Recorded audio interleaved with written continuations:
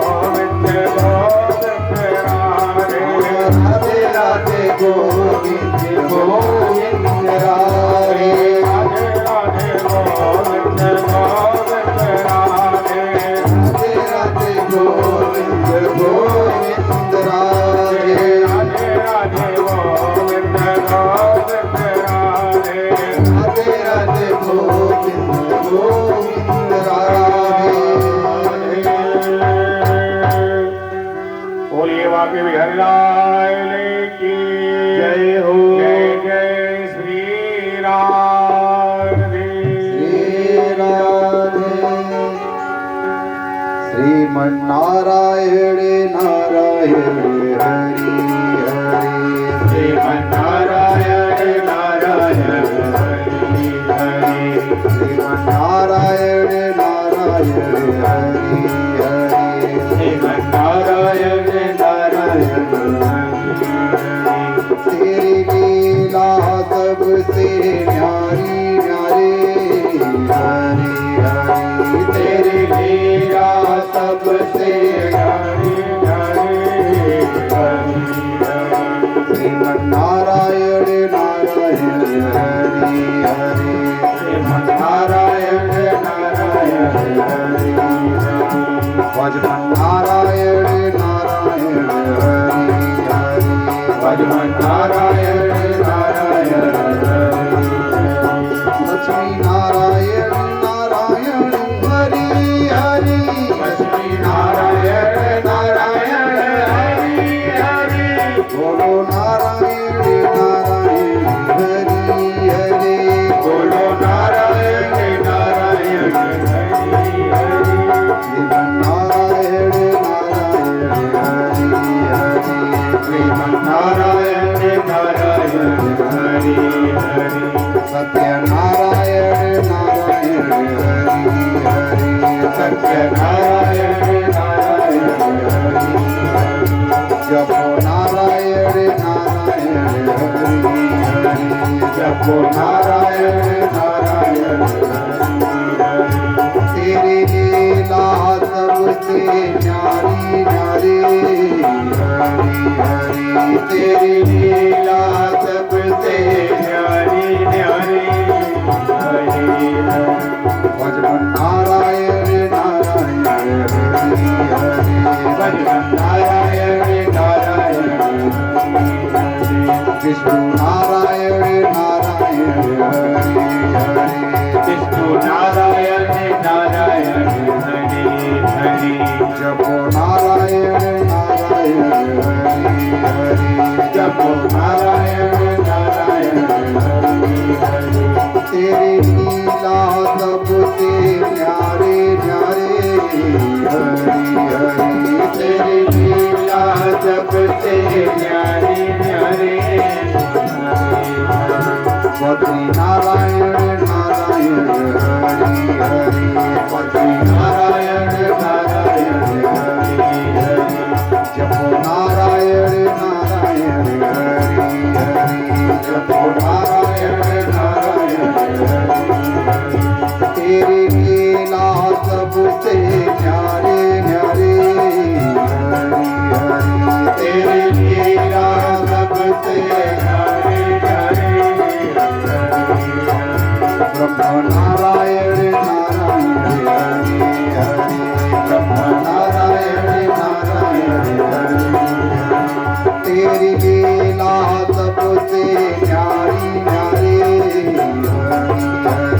तेरी लीला सबसे न्यारी न्यारी हरि हरि।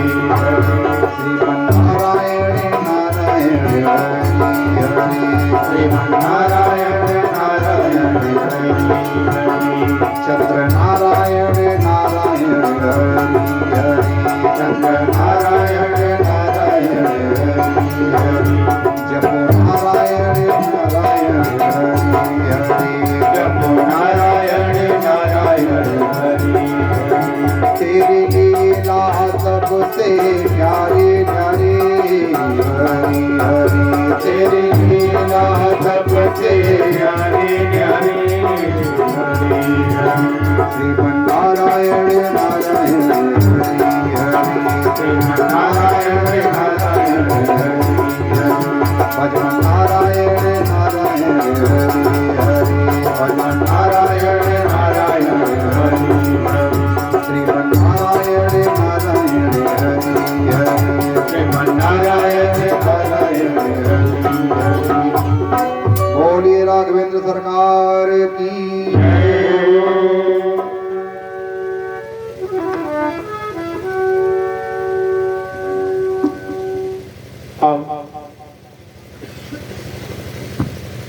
कल की कथा में आप लोगों ने सुना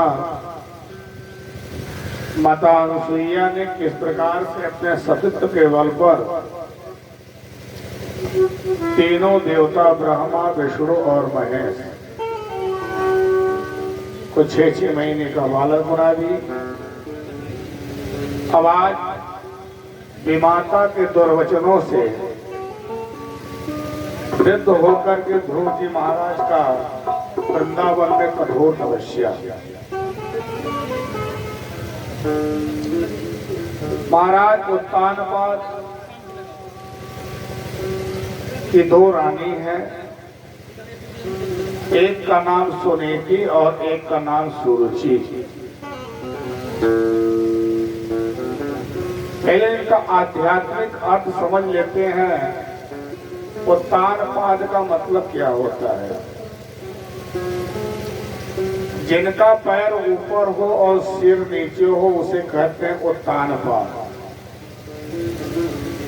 प्राय करके जितने भी सांसारिक प्राणी हैं हम सभी उत्तानपाद ही हैं, क्योंकि माता के गर्भ से जब बाहर आते हैं तो सिर नीचे की तरफ होता है और पैर ऊपर की। और यदि कोई उल्टा पैदा हो गया तो समझ लीजिए वो तो एक प्रकार से डॉक्टर ही हुआ। जो पैर के बल पैदा होते हैं तो कहते हैं ना भैया हुक गया हो तो उसे पैर छुआ दीजिए, सही हो जाएगा। तो उत्तानपाद का मतलब ये है। और उत्तानपाद की 2 रानी है, सुनीति और सुरुचि। तो हमारे आपकी भी 2 रानी है। सभी व्यक्ति सुंदर नीति पे चलना चाहते हैं। और दूसरा क्या है? सुनीति सुरुचि। प्राय करके जिस प्रकार से महाराज उत्तानपाद की 2 रानियां थी, दोनों में अधिक प्रेम किससे करते थे? सुरुचि से। तो हम आप भी सुरुचि से प्रेम करते हैं। जहाँ पे अच्छी रुचि हो, अच्छे भोज्य पदार्थ मिल जाए भोजन करने के लिए, अच्छी चीज देखने को मिल जाए, वहां हमारी रुचि बढ़ती है ना। और सुनीति, यहाँ पे अच्छी अच्छी नीति बतलाई जाती हो, यहाँ पे कथा होता हो, पूजा पाठ होता, वहां जाने का मन नहीं करता प्राय करके। तो महाराज उत्तानपाद की 2 रानियों से 2 पुत्र जन्म लिए। सुनीति से ध्रुव जी का जन्म हुआ और सुरुचि से उत्तम का। एक दिन महाराज उत्तानपाद अपने राज सिंहासन पे बैठे थे और अपने गोद में उत्तम को लेकर के लाड़ और प्यार कर रहे थे। बगल में ही सुरुचि भी बैठी थी। सहसा खेलते हुए ध्रुव भी जा पहुंचे वहां पर और अपने पिता के गोद में बैठना चाह रहे थे। सहसा उसी समय जो सुरुचि थी ध्रुव के हाथ को पकड़ करके खींच के दूर कर दिया। उसने कहा, अरे बेटा, यह तुम्हारे लिए स्थान नहीं है, यह तो स्थान मेरे बेटा उत्तम के लिए है।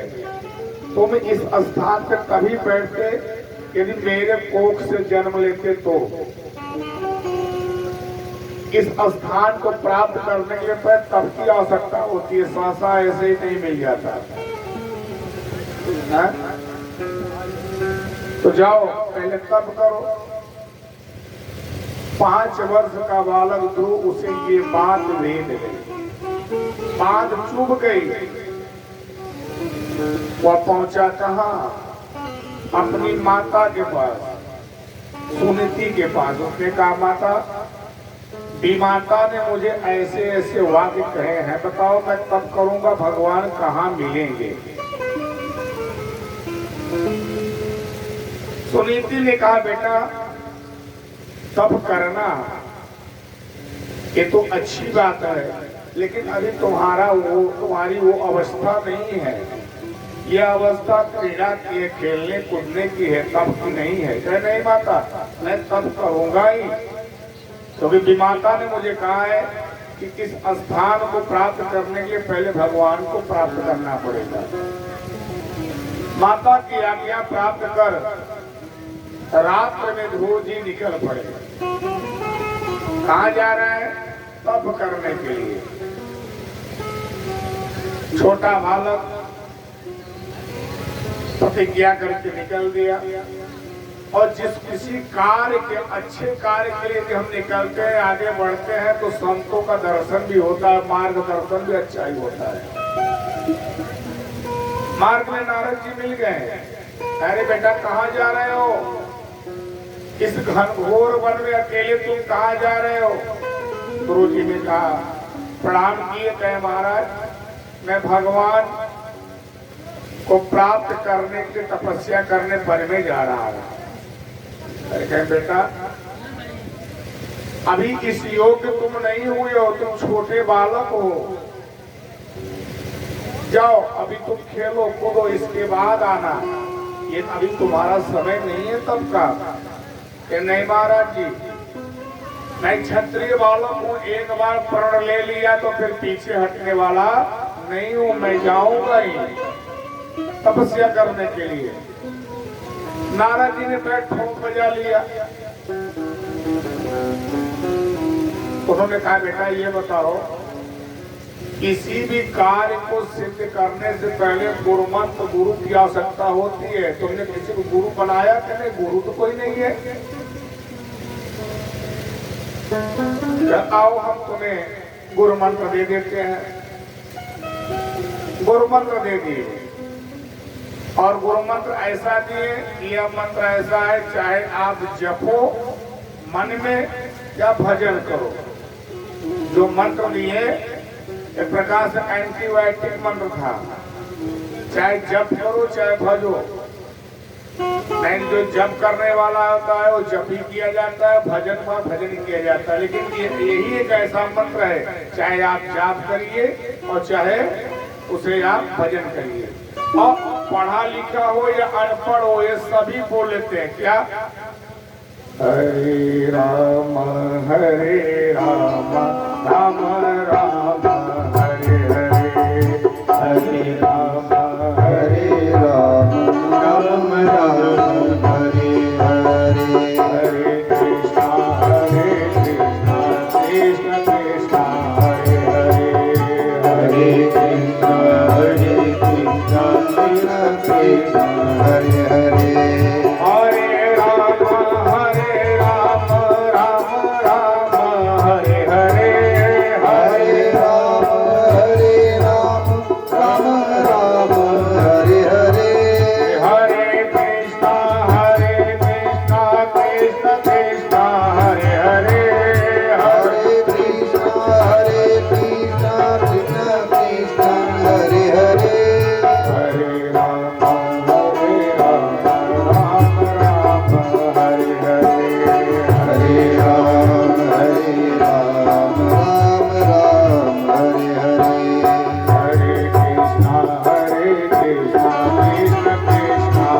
हरे, हरे कृष्णा कृष्ण कृष्ण हरे हरे। ये ऐसा महामंत्र है, कोई भी जप सकता है, कोई भी इनका पाठ कर सकता है, हर कीर्तन कर सकता है। ये नाम जो है राम का, इतनी इनमें सामर्थ्य है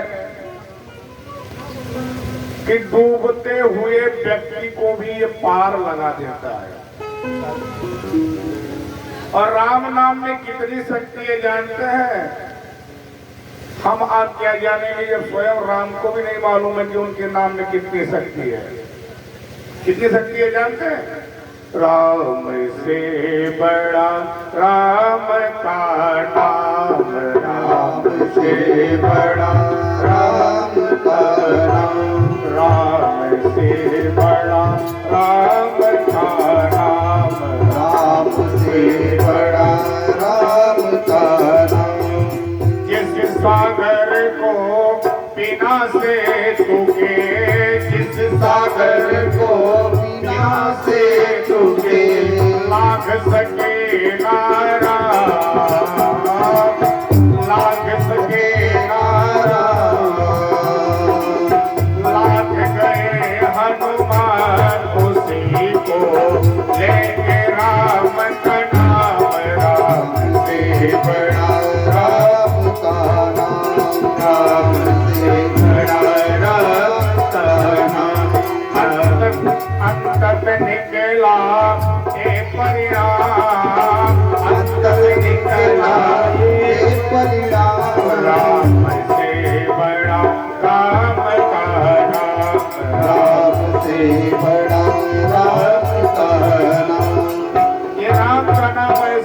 कि राम को भी अपने नाम की महिमा मालूम नहीं है। हनुमान जी यदि 100 योजन समुद्र लागे तो किसके बल पे? राम के नाम के बल पर। हनुमंत लाल ने लंका में भी लंका को जलाया किसके नाम बल पर? राम के नाम के बल पर। या जो भी कार्य हनुमंत लाल किए राम का नाम लेकर, क्या बोलते थे ना, जय श्री राम, यही बोलते थे ना। और कितना सुंदर ये नाम है और इतनी शक्ति है कि भगवान जिस समय समुद्र का मंथन हो रहा था तो सर्वप्रथम हलाहल विष निकला था। वो विष किसको दिया गया था? भोलेनाथ को। तो भगवान भोलेनाथ जब वो विष का पान कर रहे थे तो राग कहकर मुंह खोले और विष पी लिए और मां कहकर बंद कर लिए। राम के बीच में ही हलाहल विष को बंद कर लिए थे। तो इतनी शक्ति है राम के नाम। दे दिए गुरु जी कुरान का नाम, कह बेटा ये मंत्र ले लो और विधि बतला दिए, देखो कैसे करना है। पहले तप करने से पहले शरीर को तपाया जाता है धीरे धीरे। कोई भी कार्य अकस्मात एकाएक नहीं करना चाहिए, धीरे धीरे धीरे। पहले तुम क्या करना, 1 मिनट फलाहार लेना, फिर इसके बाद धीरे धीरे करके उसे छोड़ना जल पे। इसके बाद फिर पत्ते वायु आदि इस प्रकार से करना।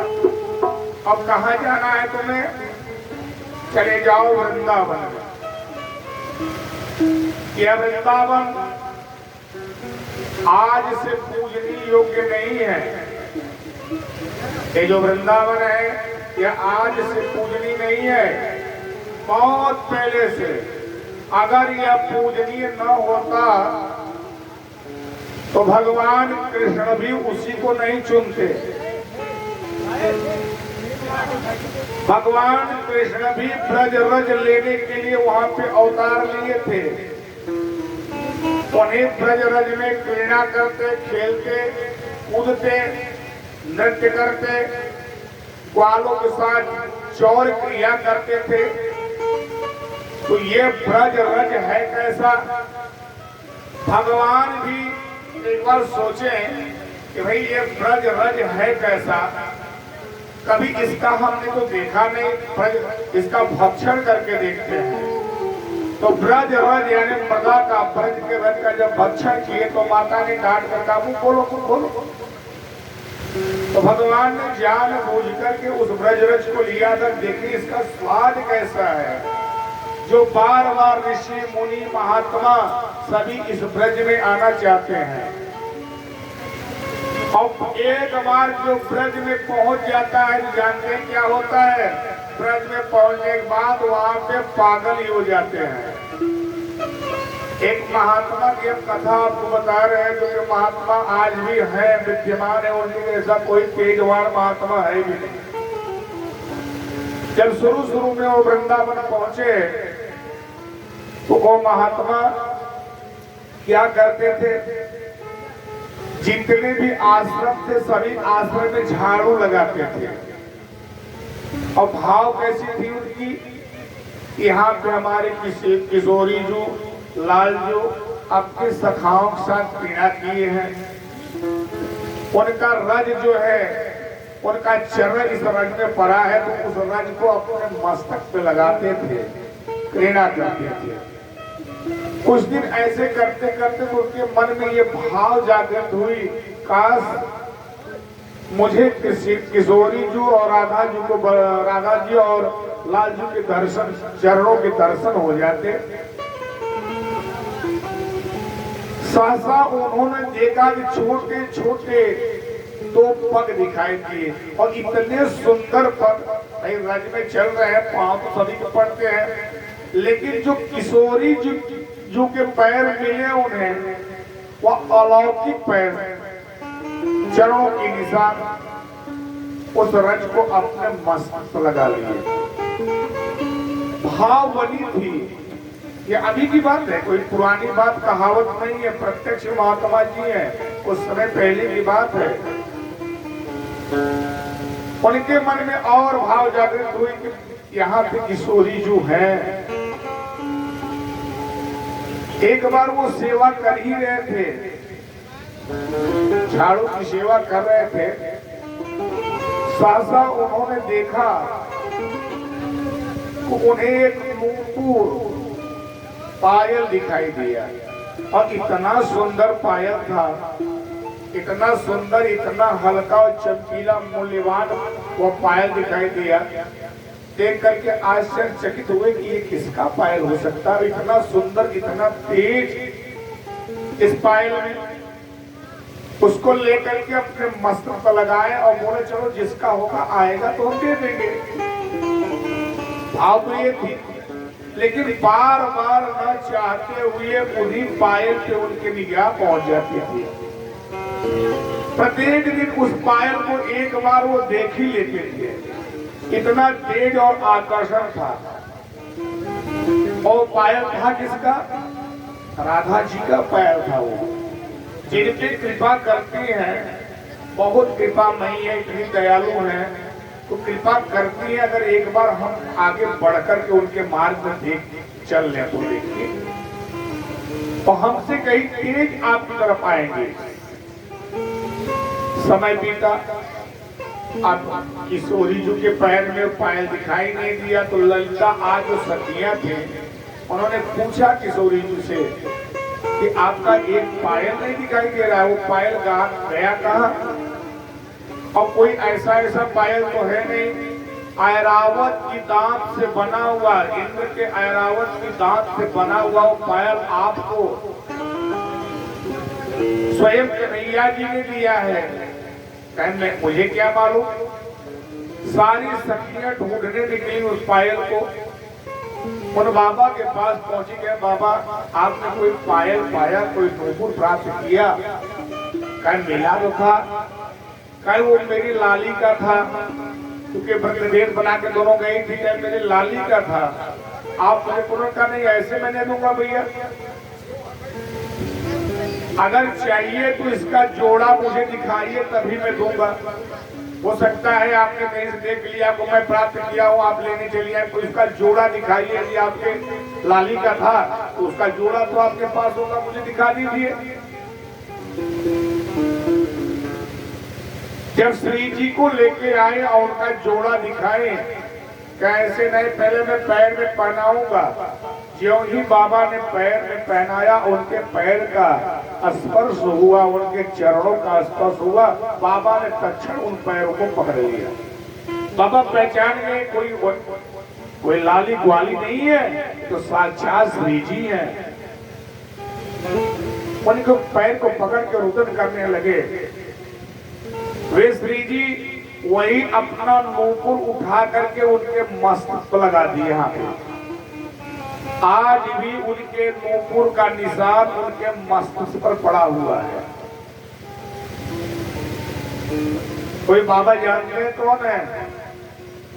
सभी लोग जानते हैं उन बाबा के विषय में, खूब प्रचार करे हमारे प्रेमानंद जी महाराज हैं, यही बाबा जी हैं। तो वृंदावन में भी एक बार जो चला गया तो निश्चय ही,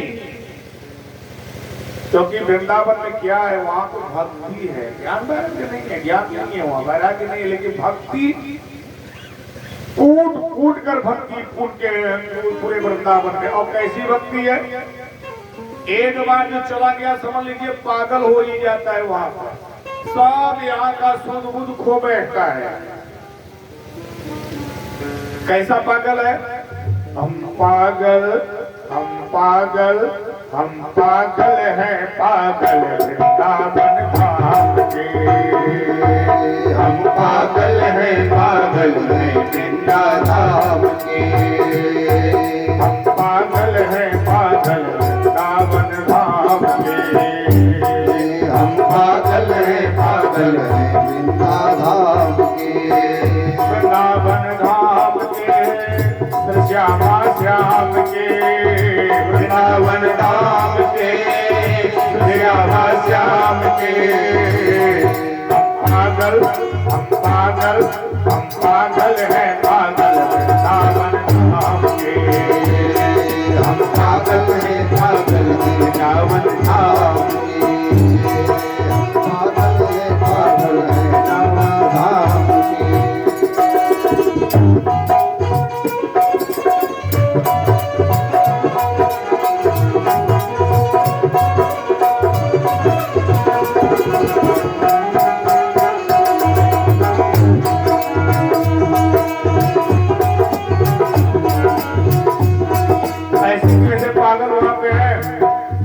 श्याम नाम के पागल वृंदावन पागल खाने में थोड़े श्याम नाम के पागल वृंदावन पागल खाने मस्ती में मस्त है रहते ये पागल बन नजराने में मस्ती में मस्त है रहते ये पागल बन नजराने मन तू भी पागल हो जा मन तू भी पागल हो जा मस्तान तरंगन हो जा मस्तान तरंगन हो जा चढ़ना इतना नाम के हम पागल है पागल हम पागल है पागल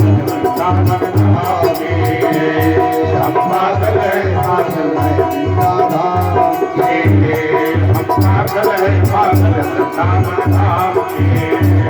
हम पागल है पागल है धाम पागल है धाम और भगवान मिलते कैसे हैं वहां पे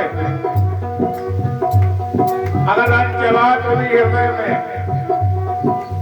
छल कपट रहेगा तो नहीं मिलते तो मिलते कैसे हैं पूरे मन से जो लग जाता वो लग कर कुछ पा लेता पूरे मन से जो लग जाता वो लग कर कुछ पा लेता सदा हम रंग हरि रहता पर ध्यान न कोई देता सदा का रंग हरि रहता पर ध्यान न कोई देता कोई झूठे नाम का पागल कोई झूठे श्याम का पागल कोई झूठे नाम का पागल कोई सच्चे श्याम का पागल यहाँ दूर दूर तक पागल जगत महान में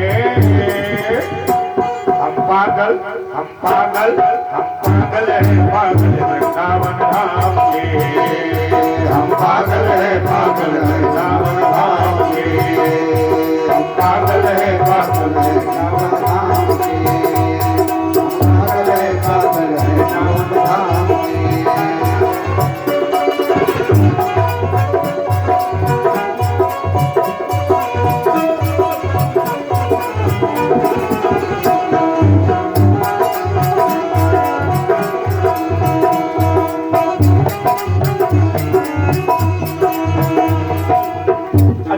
पागल हुए हैं उनके कुछ नाम धाम है पागल तो है कोई प्रमाण है कोई इतिहास है कि वहां जाने पर कोई पागल हुआ है हाँ इतिहास तो है प्रमाण भी है कौन क्या प्रमाण है कोई अब तक इनके पागल इनकी न कोई समाई कितने हुए अब तक पागल इनकी न कोई समाई मीरा कर्मा बिलुरानी सबरी को पाली माई मीरा कर्मा बिलुरानी सबरी को पाली माई पागल को करे चित्र हृदय को करे पवित्र आत्मों के करे चित्र हृदय को करे चित्र पागल कर नाम के हम पागल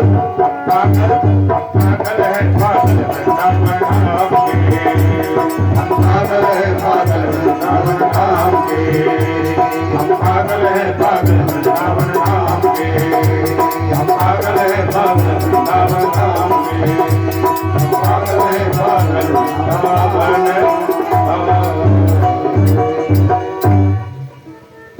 बोलिए बाकी हरियाणा की जय हो।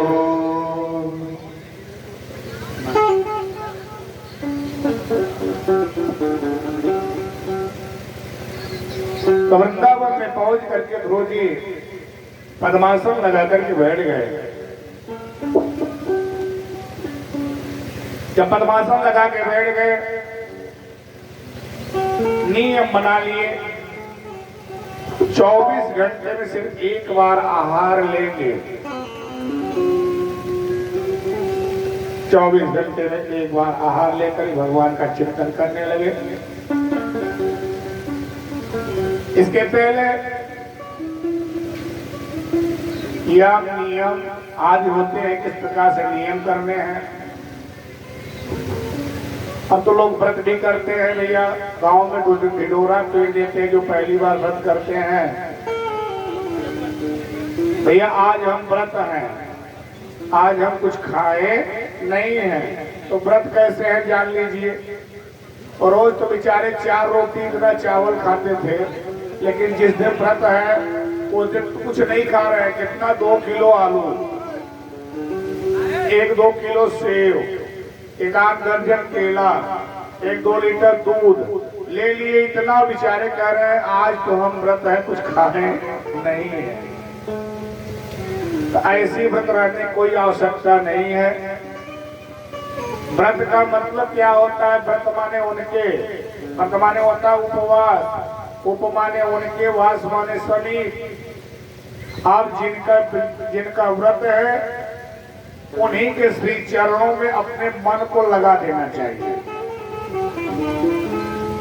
अब व्रत का मतलब ये नहीं है कि आप 10 किलो आहार लेने के लिए व्रत है। व्रत का मतलब ये है आप अपने मन को उनके श्री चरणों में लगा करके उनका चिंतन करें। व्रत माने उनके, वास माने सभी। तो अब धीरे धीरे अपने शरीर को ध्रुव जी तपा रहे हैं। अब 3-3 दिन में एक बार आहार लेने लगे।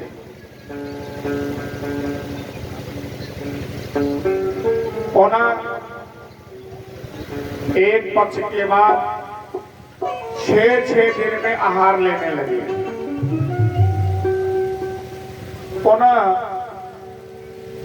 अब 15-15 दिन में आहार, पत्ते खाने लगे। अंत में वायु पीकर के वे तप करने लगे। कुछ दिन के बाद वायु को भी पीना बंद किया। इस प्रकार से श्वास खींचे कि पूरे संसार के श्वास बोलिए राधे राधे। सारे मनुष्य, पशु पक्षी, यहाँ तक कि देवता दानव जितने सभी के श्वास रुक गए। सब लोग विचलित होकर के ब्रह्मा आदि देवताओं के साथ भगवान नारायण के यहाँ पहुंचे थे। प्रभु त्राहिमाम रक्षा करिए, हमारे प्राणों की रक्षा करेंगे। क्या हुआ भैया? कह देख नहीं रहे, हम लोगों की श्वास रुक गई है। भगवान ने कहा चिंता न करें। भगवान गुरु जी के समक्ष प्रकट हुए, बुला रहे हैं, बेटा ध्रुव उठो, देखो मैं आ गया हूं। लेकिन ध्रुव तो अपने हृदय में भगवान के दिव्य तेज स्वरूप का दर्शन कर रहे थे। कर्षयति कृष्ण, जो आकर्षित कर ले, अपनी तरफ खींच ले, वही तो कृष्ण है। अपने हृदय में उनके सुंदर स्वरूप का चित्र बना करके नेत्र बंद कर दर्शन करे। पूरा शरीर मृतिका का हो गया था, सिर्फ उनकी 2 ज्योति, नेत्र की ज्योति दिखाई दे रही है।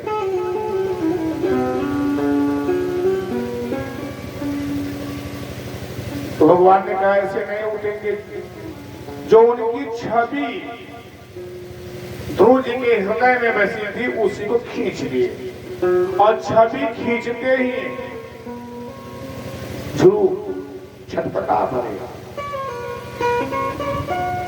एक आते हैं ना, मछली को पानी से भी बाहर निकाल दिया जाए, छटपटाने लगती है। उसी प्रकार से ज्यों ही ध्रुव जी के हृदय से भगवान का हुआ तस्वीर, वो पिक्चर हट गया, तो ध्रुव जी तड़पने लगे, नेत्र खोल दिए, देखे सामने वही नारायण जिनका हृदय में दर्शन कर रहे थे, वे साक्षात सामने खड़े हैं। अब 5 वर्ष के बालक ध्रुव भगवान किस प्रकार से स्तुति करे उन्हें ये भी ज्ञात नहीं था, कुछ बोल भी नहीं पा रहे हैं। तो भगवान ने अपना शंख लेकर के उनके मस्तक पर स्पर्श कराया। शंख का स्पर्श होते ही चारों वेद छो सात सभी पुराण उन्हें मानो कंठस्थ ही हो गए। गुरु जी ने भगवान की स्तुति की, योनुत प्रवेश्य मम वाचमिमां प्रभोक्ता संजीवयखिल शक्तिधर स्वधाम। ऐ प्रभु, समस्त शक्तियों को धारण करने वाले जिन भगवान ने मेरे हृदय में पृष्ठ होकर के मुझे चेतना प्रदान की, मैं उन श्री नारायण के चरण कमलों में बारंबार प्रणाम करता हूं। गुरु जी ने भगवान की स्तुति की। भगवान ने कहा, बेटा वर मांगो। क्या प्रभु, हम क्या मांगे? अगर जो एक बार अमृत का पान कर लेता है, क्या उसे भोजन की आवश्यकता रहती है क्या? अगर कोई अमृत पी लिया हो, उसे भोजन नगर लगेगा?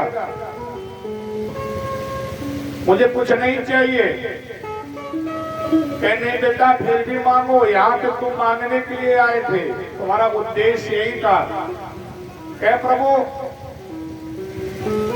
अब मुझे कुछ भी नहीं चाहिए। मैं सिर्फ और सिर्फ आपका भजन करना चाहता हूं।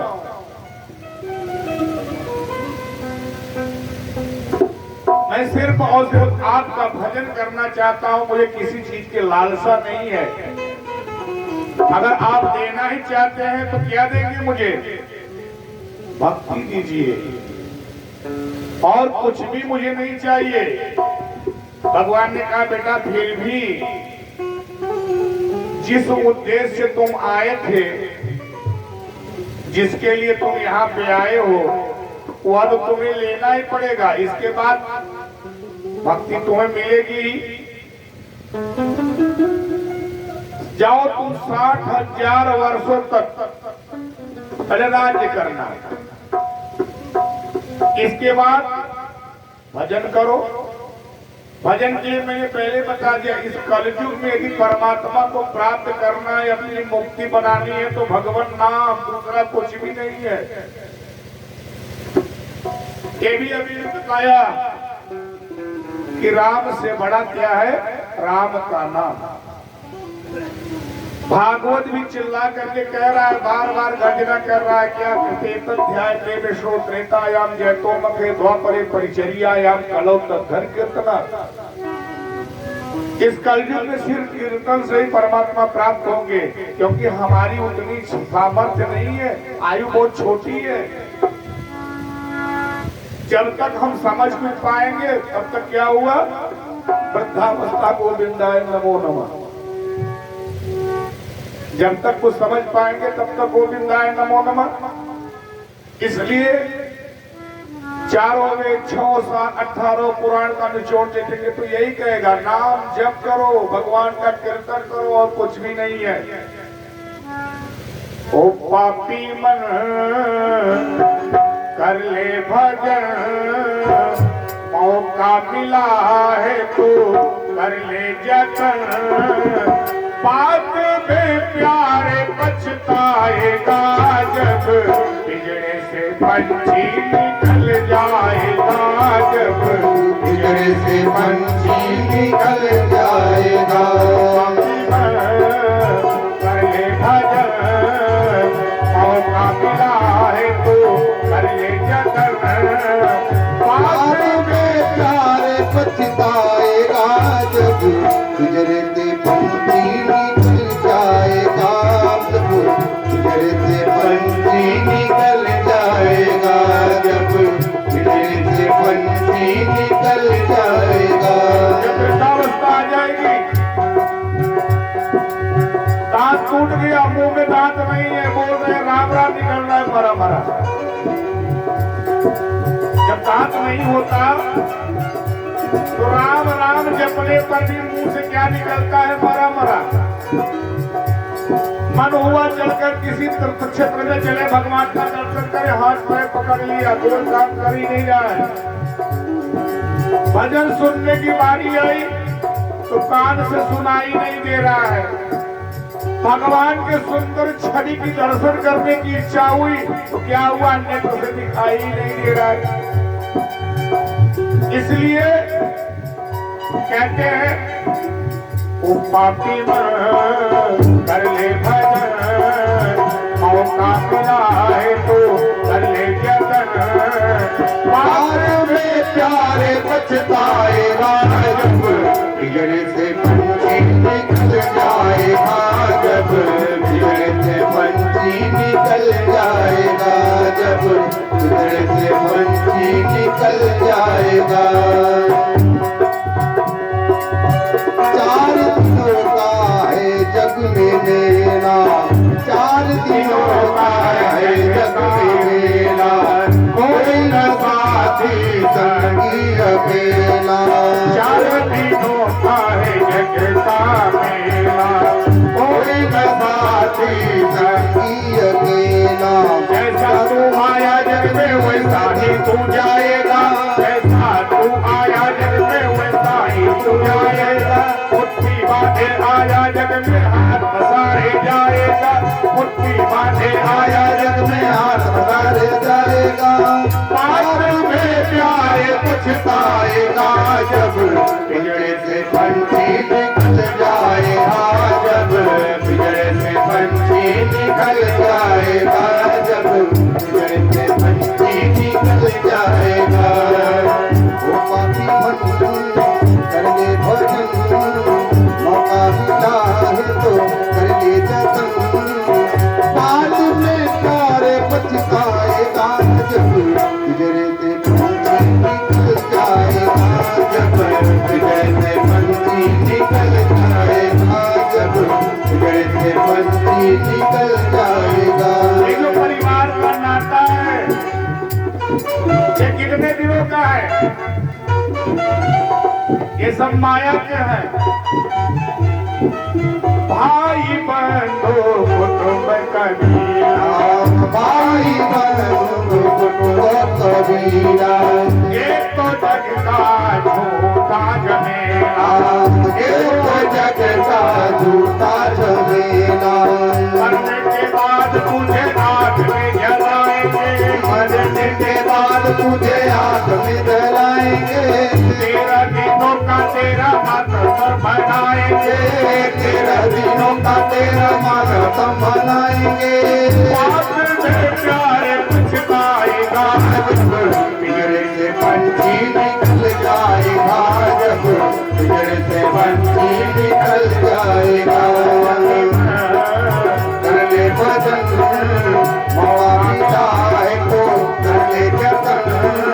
बाद में प्यारे पछताएगा जब बिगड़े से पंछी निकल जाएगा, जब बिगड़े से पंछी निकल जाएगा, जब बिगड़े से पंछी निकल जाएगा। कर ले भजन, मौका मिला है तो कर ले जतन। बाद में प्यारे पछताएगा जब बिगड़े से पंछी निकल जाएगा, जब बिगड़े से पंछी निकल जाएगा, जब बिगड़े से पंछी निकल जाएगा, जब बिगड़े से पंछी निकल जाएगा। बोलिए बाकी बिहारी लाल की जय हो। जय जय श्री राधे। श्री राधे। तुम्हें जो करना है आज कर लो, जो आज है कल नहीं रहेगा। बकौले हसन, इस शायर ने कहा है बकौले हसन कोई पाता नहीं है और गया वक्त फिर पास आता नहीं। जो आज का समय मेरा जा रहा है मेरे जीवन में पुनः दोबारा आने वाला नहीं है। इसलिए प्रतिक्षण भगवान के मंगलमय नामों का उच्चारण करते रहे। हम चले जा रहे हैं, हो सकता है अगली क्षण ही हम न रहे। यदि भगवान के मंगलमय नामों का उच्चारण कर रहे हैं तो मेरा यह श्रीमद् भागवत का, अन्य पुराणों का सबका टिमटिम घोष है। यमराज के दूत को हिम्मत नहीं है को आपको ले जाए। लेकिन तब जब जिह्वा पे निरंतर राम राम कृष्ण कृष्ण ये चलता रहता। अच्छा कितना सुंदर नाम है, कोई मोल नहीं लग रहा है, मेहनत भी नहीं है, जिह्वा भी अपने बस में है और कोई कठिनाई भी नहीं। राम इतना सुंदर, इन्हें भी लेने में कठिनाई हो रही है, प्रायः होता है। क्योंकि कहीं लेख मिला था कि मदिरा पीने के लिए लोग रात में चले जाते हैं कहां से कहां, लेकिन दूध वाला घर घर आता है, उसे कोई लेता नहीं है। ये सत्संग हो रहा हो बगल में, कोई सुनेगा नहीं, और कहीं नृत्य हो रहा हो, नाच गाना, तो तुरंत चले जाते हैं। भगवान का भजन याद नहीं होता, कोई अच्छी गाना हो तुरंत याद हो जाती है। राधे राधे। तो भगवान ने कहा ध्रुव जाओ, तुम पहले 60,000 वर्षों तक राज्य करो इस पृथ्वी का, इसके बाद बेटा तुम्हें तो हमारे धाम ही चलना है। अब ध्रुव जी भगवान से वर प्राप्त करके अपने घर को आए।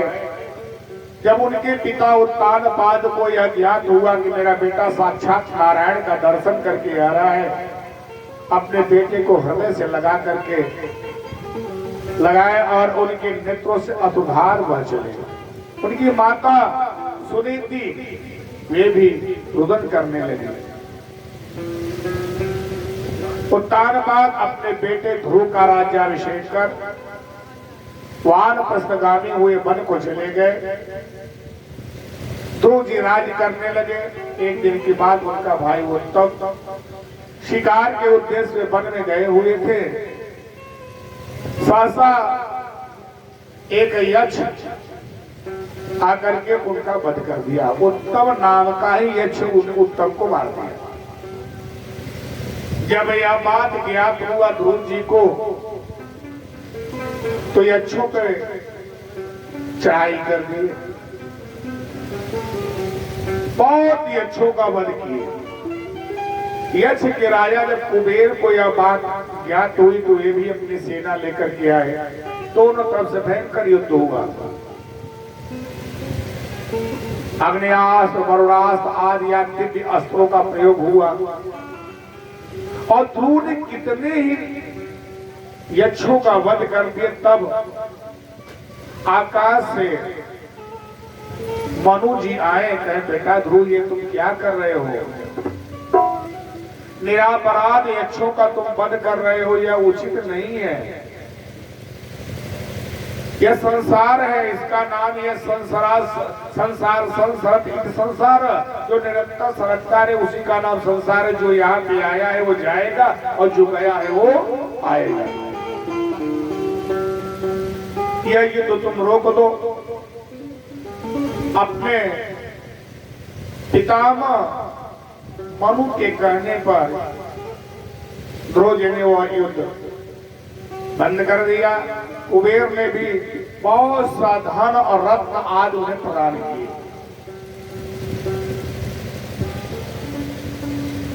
और भर भी प्राप्त किए। 60,000 वर्षों तक पृथ्वी का पालन करने के बाद ध्रुव जी अपने लोक को जाने लगे। अपना लोक यानी भगवान ने ध्रुव के लिए एक अलग से ही लोक बना दिया था, ध्रुव लोक।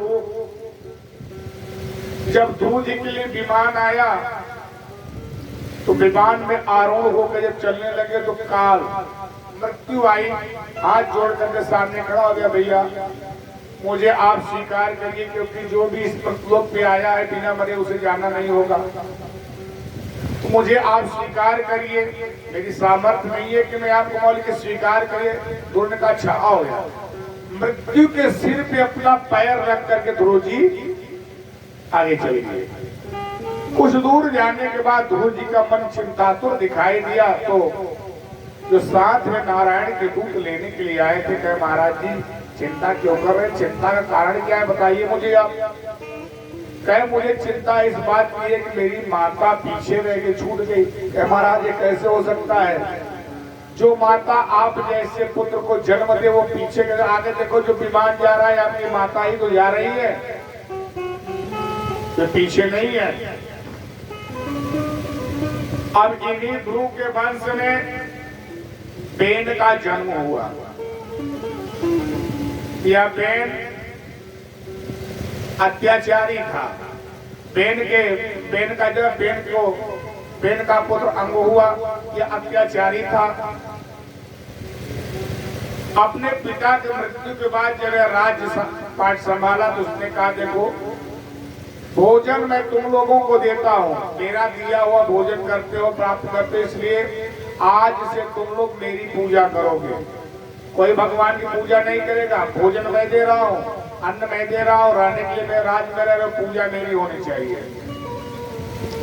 ऋषि महात्माओं ने आके समझाया कि देखो यह तुम उचित नहीं कर रहे हो, लेकिन वो मानने को तैयार ही नहीं था। सभी ऋषियों ने मिलकर एक ओंकार मारा, गोविंदाय नमो नमः। उसके प्राण शरीर से निकल गए और जिस राज्य में राजा नहीं होता तो राज्य छिन्न भिन्न होने लगता है। ओंकार मार करके चले गए थे ऋषि महात्मा। उसके राज में नाना प्रकार का उत्पात होने लगा। तो पुनः ऋषि लोग आए, पहले से ही रखे हुए उसके शरीर का मंथन किए। उनके मंथन करने से पृथु जी महाराज का प्रादुर्भाव हुआ। पृथु जी भगवान नारायण के अंशावतार थे, राज्य करने लगे। उनके राज्य में जितने भी प्राणी थे सभी सुखी थे। एक दिन की बात, सभी प्रजा त्राहिमाम करके पृथु जी के पास आए। पृथु जी ने क्या बात है भैया, हमारे राज्य में आप लोग त्राहिमाम कर रहे हैं, कौन सा कष्ट आपका बताइए। और किससे कष्ट है? कहे इस पृथ्वी से।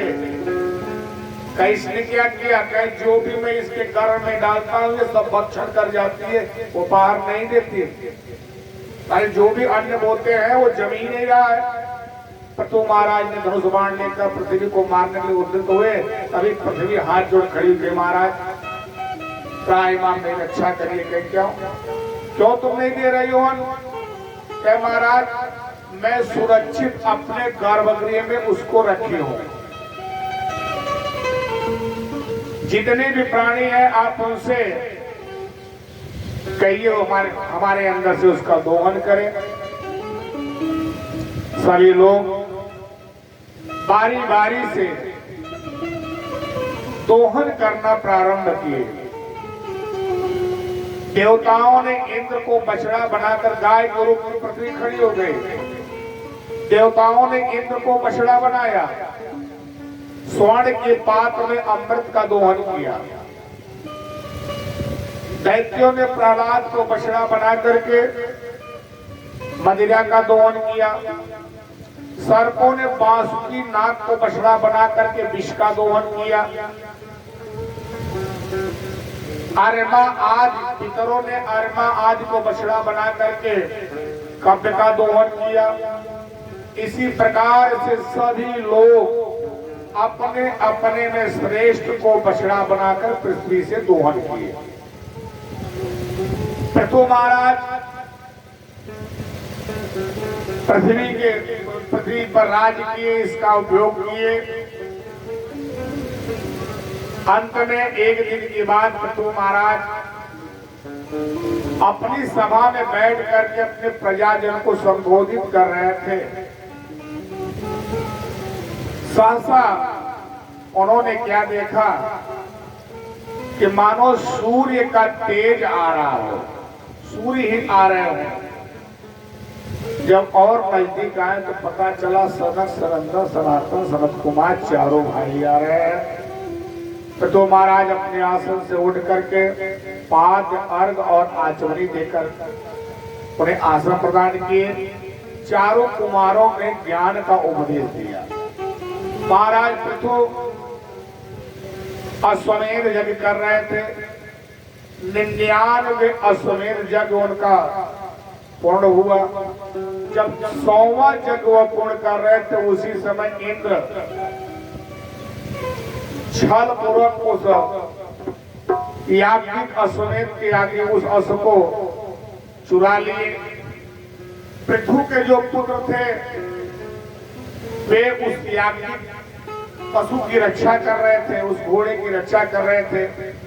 जब लेकर के भागने लगे तो ऋषियों ने कहा, वह देखो लेके जा रहा है यज्ञ के अश्व को। पृथु का जो बेटा था विस्ताक्ष ने ज्यों ही धनुष पर बाण चलाकर मारने को उद्यत हुआ, देखा तो दाढ़ी बाल गिरुआ वस्त्र पहने महात्मा जान करके बाण नहीं चलाया। तो ऋषियों ने कहा, अरे ये तो छलिया इंद्र है, इसका वध कर डालो।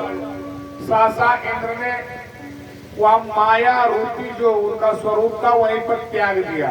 उन्हें पाखंडियों ने ग्रहण कर लिया। पाखंडी का मतलब जानते हैं, पाप से खंड, जो पाप का ही खंड हो पाखंड। चोरी याद करते हैं, किसी की हत्या कर देते छिपने के लिए एक जटाजूट दाढ़ी पहन लेते, भैया क्या है साधु महात्मा। पुनः दूसरी बार जब वे अश्वमेध यज्ञ प्रारंभ किए, पुनः इंद्र पहुंच गए, क्योंकि जब 100 यज्ञ जो कर लेता अश्वमेध तो शतक्रतु हो जाता है, यानी इंद्र की पदवी मिल जाती है। और इधर इंद्र घबराए कि 99 हो गया, 100 हुआ तो हम तो गए, ये हो गए इंद्र। पुनः कपट पूर्वक अश्व का हरण किए। ऋषियों ने समझाया, अंत में देवता ब्रह्मा आदि के समझाने पर उस यज्ञ को वहीं पर समाप्त किए। महाराज पृथु अपने पुत्र को अपना राज्य भार विस्ताक्ष को देकर के वानप्रस्थ को चले गए।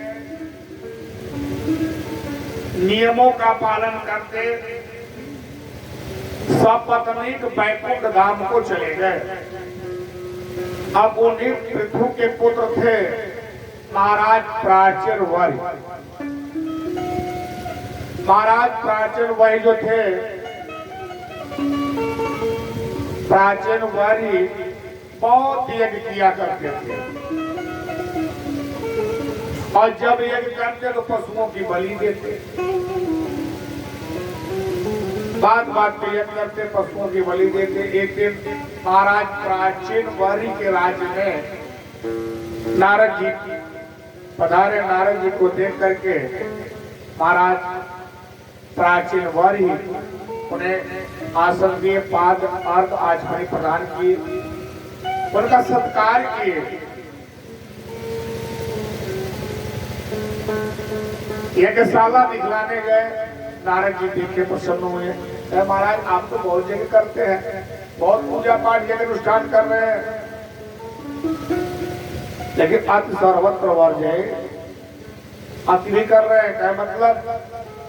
कहीं जो आप यज्ञ कर रहे हैं, यज्ञ में ये अनबोलते जो जानवरों की आप हत्या कर रहे हैं, तो ऊपर देखिए तो जो ऊपर सिर घुमाए देख जा रहे हैं, वहां से जितने पशु मारे गए थे लाल लाल नेत्र करके ताक रहे हैं। महाराज ने नारद से कहा, महाराज ये तो क्रोधी अवस्था में ताक रहे थे। हाँ महाराज आपकी प्रतीक्षा कर रहे, जाइए तो है मतलब जाइए बदला लेंगे। अनायास जो पशुओं की बलि आप दे रहे हैं, अब बताइए, लोग कहते हैं कि अमुक देवी देवता, अमुक देवी बलि ले रही है। किसकी बलि ले रही है? बुकरा की, भेड़ा के बलि देते हैं सब ना। और उनका एक नाम क्या है? जगदम्बा, जगत की अम्बा। कौन ऐसी माता है जो अपने पुत्र की बलि लेगी? जगदम्बा माने संसार में जितने प्राणी सभी की माँ है, और माँ अपने पुत्र की बलि लेगी। हमारे शास्त्र में बलि का विधान है, बलि देना लिखा गया है। स्पष्ट लिखा गया है। लेकिन किसकी बलि है? काम, क्रोध, लोभ, मोह, मद और मात्सर्य अहंकार की बलि है। जो हमारे अंदर काम है उसकी बलि दो, जो क्रोध है उसकी बलि दो, जो मोह है, लालच है, उसकी बलि दो। लेकिन अनमोल के किसी जीव की बलि कहीं नहीं लिखा गया है। जिह्वा के वशीभूत होकर के लोग कहते हैं कि हम बलि ले रहा है। सीधी सी बात है, कौन सी ऐसी माँ, कौन सा ऐसा पिता, जगता पितरो वंदे पार्वती परमेश्वर, जो जगत के पिता, जगत की माता, कौन माता पिता अपने पुत्र की बलि लेगा? अगर छोटा सा भी चोट लग गया, अंगुली कट गई या कुछ पुत्र को होता है तो माँ और पिता इतनी घबरा जाते हैं कि अब उनके पुत्र हैं, उनकी बलि काटा जा रहा है तो उन्हें कैसा लगेगा। ये कथाएं आपको आएगी अभी सामने। जो काली को बलि देने के लिए कुछ चौर जो है काली के सामने महाराज भरत जी का बलि देंगे तो उसका क्या दुष्परिणाम होगा, ये कथा है। तो आए महाराज, इन जो प्राचीन वही बतलाते हैं कि जो आपने बलि दिया है इसका दुष्परिणाम आपको मिलेगा। तत्वबोध के विषय में बतलाते हैं और एक इतिहास बतलाते हैं। जो अधिक ममत्व करता है, माया करता है, अपना अपना ममत्व लगाता है, उसकी क्या दशा होती है। इसके विषय में एक प्राचीन इतिहास बतलाते हैं कि दो मित्र थे, अभिज्ञात और पुरंजन। पुरंजन अभिज्ञात वन की शोभा देखने के लिए उत्सुक हुए। दोनों लोग वन की शोभा देखने के लिए गए, निकले, काफी दूर तक घूमे गए। संध्या होने को आई तो अभिज्ञात ने अपने मित्र पुरंजन से कहा, मित्र अब बहुत टहल लिए, चलो अब घर चलते हैं। अभिज्ञात से पुरंजन ने कहा, मित्र मेरी अभिलाषा अभी पूर्ण नहीं हुई है, मुझे और देखना है और घूमना है, मैं और दूर जाना चाहता हूं। क्या भैया, लालच बुरी बला है, चलो चलते हैं। नहीं भैया, मैं और ठीक है, अच्छा मैं यहीं पे तुम्हारा इंतजार कर रहा हूँ, जाओ जल्दी घूम के आ जाना। ठीक है मित्र, मैं हमारा इंतजार करो, मैं आ रहा हूँ। अभिज्ञात वहीं पे रुक गया और पुरंजन चले गए घूमने के लिए। उत्तर दिशा में हिमालय की चोटियों के समीप गए। तमाम कंदराएं, बावड़ियां, तालाब आज वहां विद्यमान। तालाब में सुंदर सुंदर कमल खिले हुए थे। नाना प्रकार के पक्षी कलरव कर रहे थे। बहुत प्रकार के पुष्प खिले हुए थे। हवा की झोंक से सारी सुगंध, पूरा वो जो वहां का स्थान था उन पुष्पों की महक से महक रहा था। इन रमणीक शोभा को देख करके पुरंजन प्रफुल्लित हुए। सहसा पुरंजन ने क्या देखा, एक युवती 16 श्रृंगार किए हुए आती हुई दिखाई दी। उसका स्वरूप, उसकी सुंदरता को देख करके पुरंजन मोहित हो गए। परमात्मा ने कितने सुंदर ढंग से इसका निर्माण किया। ये कौन है देवी, तुम कौन हो, किस राज्य की हो, तुम्हारे माता पिता का नाम क्या है? मैं तुम्हें देख करके मोहित हो रहा हूं। उस स्त्री ने कहा, महाराज आपके वक्षस्थल बाहु आदि को देख करके मेरा मन भी ललायित हो रहा है, लेकिन एक बात सुनिए, मैं कौन हूँ, कहाँ, क्यों, मेरे पिता का नाम क्या है, किस देश की मैं राज की कन्या, उससे आपको क्या मतलब?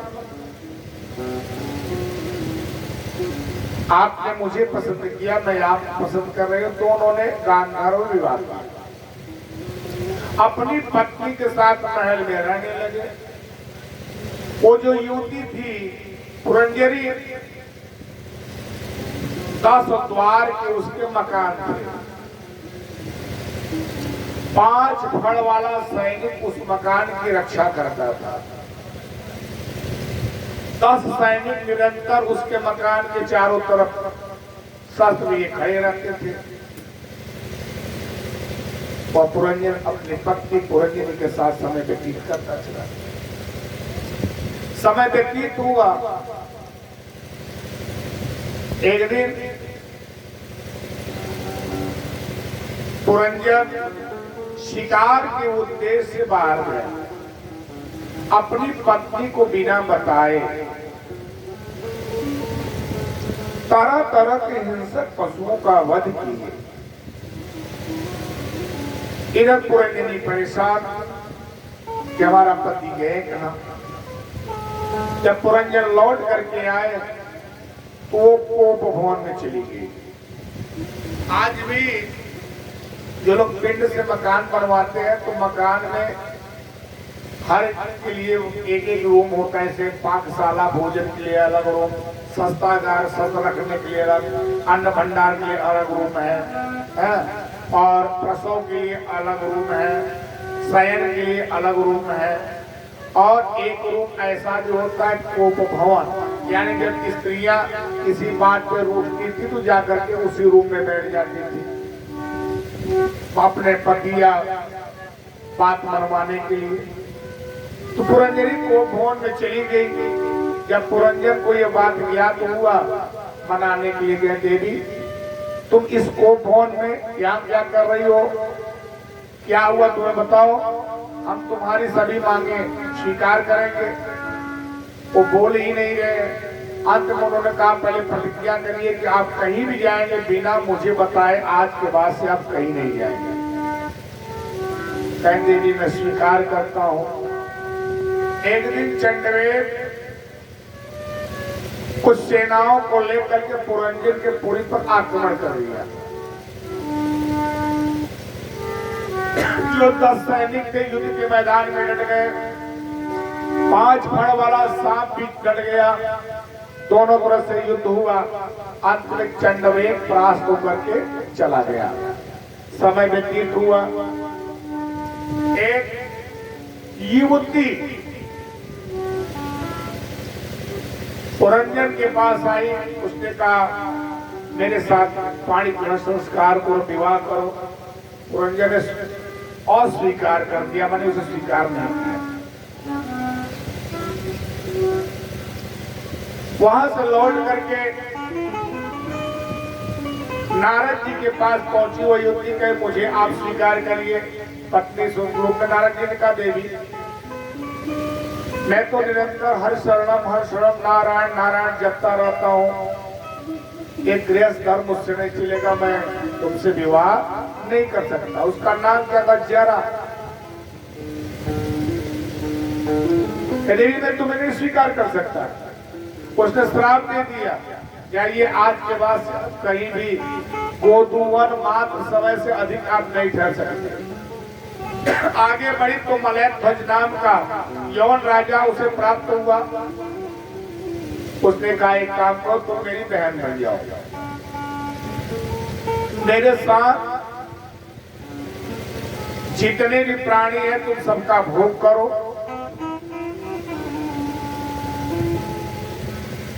पुनः समय बीतने के पश्चात चंडवेद ने पुरंजन की राज्य में आक्रमण किया। इस बार इतना भयंकर आक्रमण था।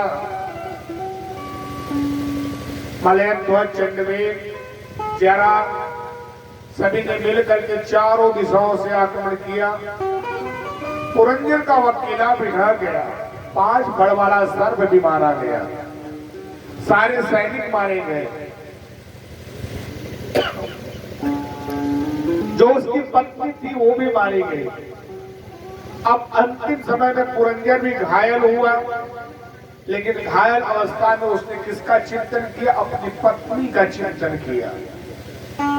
उसी का चिंतन करते करते उसकी मृत्यु हुई। मृत्यु होने के बाद उसका जन्म हुआ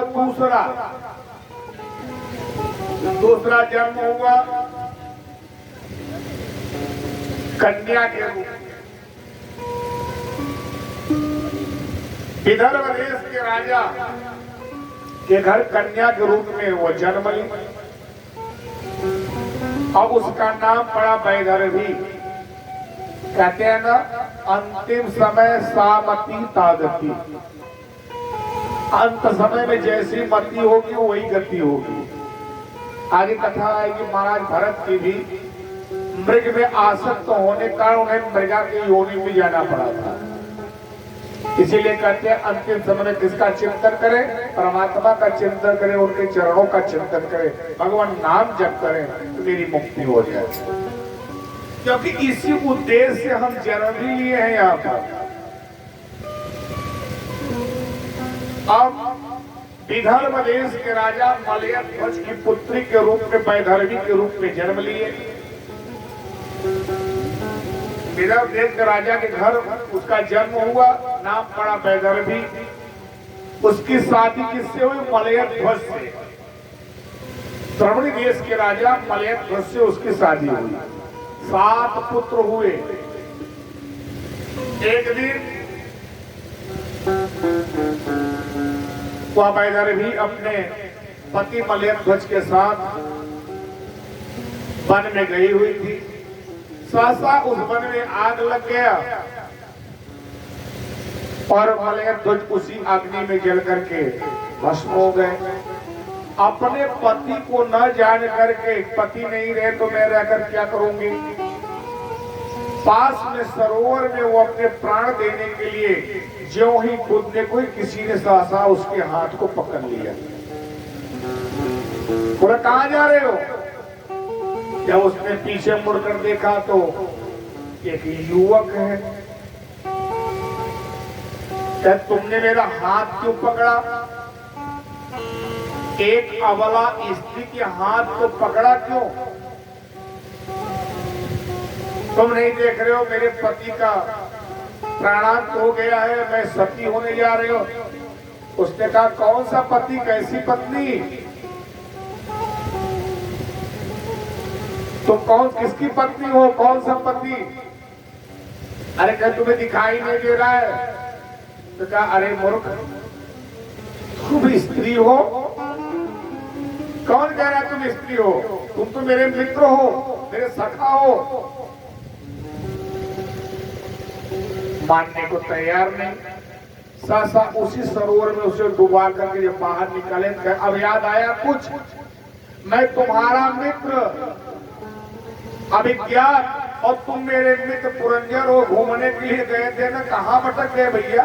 रास्ता भूल गए, दिशा भ्रम हो गया तुम्हें, मति भ्रम तुम्हारी हो गई, तुम स्त्री हो गए, क्या सोच रहे हो तुम? तो ये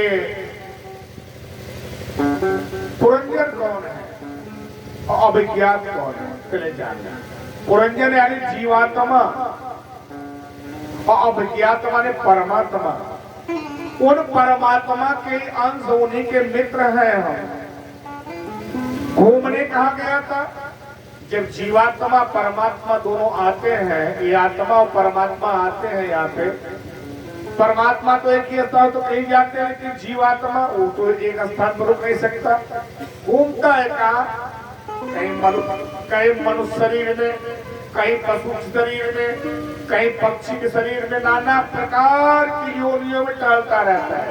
जबकि उसका मित्र जो है वो मना करता है, देखो कहीं जाओ, जाने की आवश्यकता, लेकिन उसे आनंद आता है, मैं यहाँ जाऊंगा वहां जाऊंगा। 84 लाख योनियां है, 84 घर है भैया, कहाँ कहाँ घूम रहा है, यहाँ वहां वहां वहां।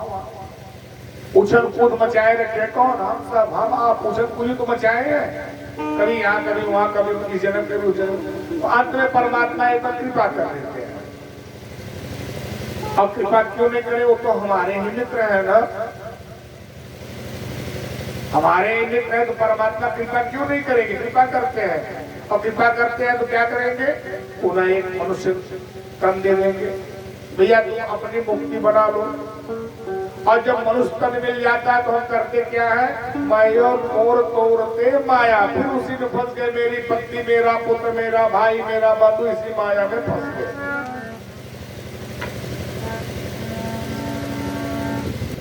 ये जो माया है, माया माने जानते हैं? माँ माने या,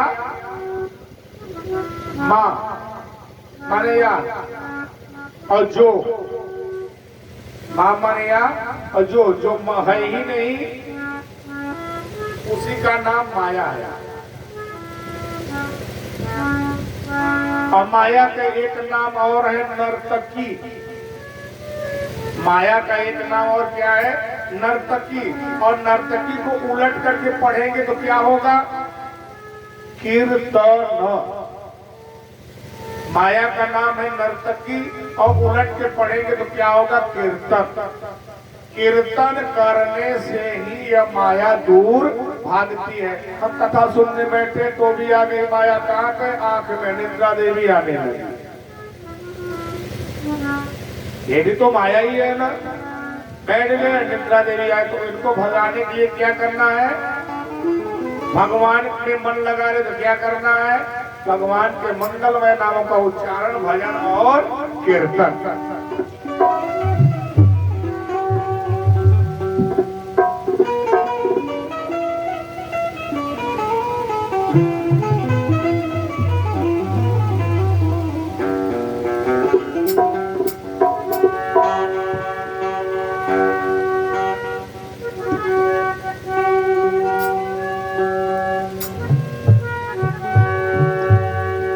लगन तुमसे लगा बैठे, जो होगा देखा जाएगा। लगन तुमसे लगा बैठे, जो होगा देखा जाएगा। लगन तुमसे लगा बैठे, जो होगा देखा जाएगा। तुमसे लगा बैठे, जो होगा देखा जाएगा।